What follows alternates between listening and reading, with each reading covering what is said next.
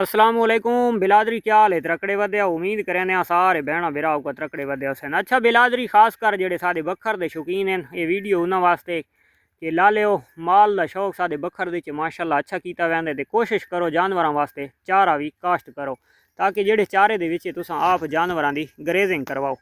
तो एक तो जानवर ये ज़्यादातर खुश भी ग्रेजिंग के उत्ते रहिंदा है, चराई के उत्ते रहिंदा है, स्टाल नालों ग्रेजिंग के उत्ते ज़्यादा खुश रहिंदा है।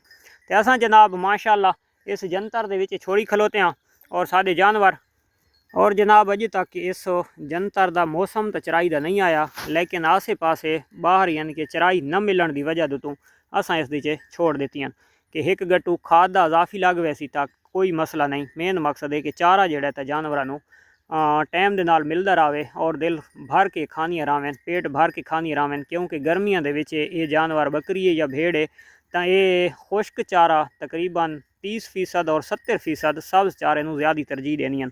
और इस जगह के उत्ते माशाअल्लाह अल्हम्दुलिल्लाह जड़ियाँ कुदरती चारा है, कुदरती जड़ी बूटियां तो वो इस रकबे के जंतर के तुम देख गिनो तो काफ़ी तादाद के पाइया वैनियां और ये जानवर इस टाइम भी जंतर कम तो ये जड़ी बूटियां ज़्यादा खाते पैन। तो इंशाअल्लाह इस मुसलसल असां हर हफ्ते 10 दिहाड़ा बाद इंशाअल्लाह पानी भी लाई रहासूँ और इस खाद का छट्टा भी लगता रहा।